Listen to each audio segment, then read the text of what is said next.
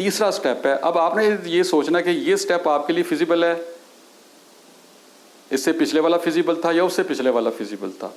इसके बाद जो स्टेप आता है वो आता है फील्ड लॉट्स का।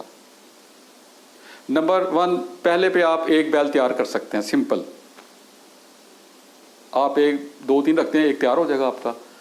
टाइम फैक्टर लगेगा, लेकिन आपका सारा सिलसिला चल रहा है, आपको शौक है इसका कि आपके पास ऐसा बैल होना चाहिए, ऐसा बकरा होना चाहिए जिसकी ब्रीड आगे चले और आपका नाम हो। ये बेसिकली इन लोगों का काम है। दूसरा जो है काऊ काफ ऑपरेशन, जो लोग दूध बेच रहे होते हैं, ये बेसिकली काऊ काफ ऑपरेशन वहाँ पे हो सकता है और एक उनकी साथ एक्स्ट्रा इनकम चल पड़ती है। उनको पता है कि अब जो यहाँ पे मेल पैदा होगा वो भी वैल्यूएबल है। अदरवाइज़ क्या होता है कि वो फीमेल रखते हैं और जो मेल पैदा होता है उसको फ़ौरन बेच देते हैं या फ़ौरन ज़िबा कर देते हैं और बकरे के तौर पे उसको यूज़ करते हैं। अब उनको पता चल गया कि यार ये जो मेल आते हैं ये भी हमारे फ़ायदे की चीज़ें हैं। अब उनको कल नहीं करेंगे, किल नहीं करेंगे, बल्कि उनको वो बढ़ाने के लिए या तो नेक्स्ट जो बैकग्राउंडिंग कर रहा है उसको बेच देंगे एक ख़ास मुद्दत के बाद। उनको पता है कि 6 महीने के बाद हमने इसको बेच देना और हमें अच्छे पैसे मिलेंगे, तो उसको रखेंगे। अच्छा, उसके बाद बैकग्राउंडिंग वाला आ गया कि उसने 100 कैटल लिया हुआ है, 500 बकरी ली हुई है और 10 लोगों को बांट के दी हुई है और हर महीने एक जो उसका चराई वाला उसका प्रोडक्ट तैयार हो रही है और वो आगे वो किसको बेच रहा है? फैटनिंग वाले को। क्योंकि जो चराई वाला है उसने कैटल को तैयार नहीं करना, उसने बेसिक स्ट्रक्चर उसका एक बना देना है। अब उसकी जो फिनिशिंग करनी है वो करनी है फील्ड लॉट वाले ने। अब जो फील्ड लॉट है ये 1000 से कम पे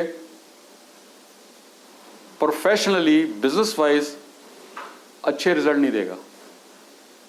तो अगर आपकी जो स्ट्रेंथ है वो 1000 से कम है तो आपको चराई के ऊपर चले जाना चाहिए।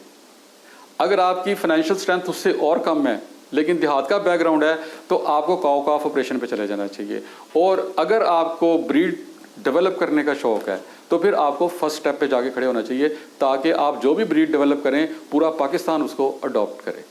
तो जो फील्ड लॉट का बिजनेस है इसके लिए कम से कम आपको जो फील्ड लॉट बनाना है वो 1000 कैटल के लिए बनाना है। अब अगर आप और आपका देहाती बैकग्राउंड होना चाहिए तो इसके एक अपने फ़ायदे हैं, अपने बेनिफिट हैं। इसके बाद जो नेक्स्ट इसका स्टेप है वो मीट पैकिंग हाउस है कि जो मीट आपने जो प्रोडक्ट तैयार की है फील्ड लॉट के ऊपर, अब उसकी जो बेसिक बायर है, बड़ा बायर, वो एक्सपोर्टर्स हजरात हैं। अब वहाँ से आपका जो कैटल है वो जाएगा स्लाटर हाउस के अंदर, वहाँ पे स्लाट होगा, पैक होगा और एक्सपोर्ट हो जाएगा। अच्छा, यहाँ से लोकल मार्केट में भी आ सकता है, स्लाटर हाउस से लोकल मार्केट में भी आ सकता है। अच्छा, इससे जो नेक्स्ट स्टेप है उसको दुनिया जो है ना वो जो नाम पुकारती है उसका वो पुरवेयर है। अच्छा, ये बड़े पीस के छोटे कट्स बनाते हैं और उसको करने के बाद ये रिटेलर को बेचते हैं और रिटेलर आगे फिर कंज्यूमर को बेचता है। तो ये जो 9 स्टेप सप्लाई चेन है, अब आपने इसको देखना है कि कंज्यूमर से पहले आपने कहाँ पे खड़े होना है। आपने रिटेलर बनना है, आपने पुरवेयर बनना है, आपने स्लाटर हाउस चलाना है, आपने फील्ड लॉट्स चलाने हैं, चाहे वो गोट के हैं चाहे वो इसके बीफ के हैं। उसके पीछे बैकग्राउंडिंग है, आपने कैटल की बैकग्राउंडिंग करनी है, चाहे वो गाय है या भैंस है, या आपने बकरों की, दुम्बों की, छतरों की बैकग्राउंडिंग करनी है, चराई करानी है, खुद नहीं करनी, करवानी है। अच्छा, उसके पीछे जो खड़ा हुआ है वो काऊ काफ या आप गोट काफ ऑपरेशन खड़ा हुआ है कि जहाँ पे बकरी के बच्चे पैदा होंगे या गाय के बच्चे पैदा होंगे या भैंस के बच्चे पैदा होंगे, आपने वो काम करना है। अगर आप दूध ले रहे हैं तो ये सबसे अच्छा स्टेप है आपका। अगर आपके पास 100 गायस भी हैं फिर भी सबसे अच्छा आपका ये है। लेकिन अगर आपके पास कम पैसे हैं, देहात के अंदर हैं, एक तो आपको डेली रेवेन्यू मिलेगा इससे और दूसरा आप ये भी काम करेंगे जो आपके लिए बड़ा अच्छा फाइनेंशियल बेनिफिट लेके आएगा।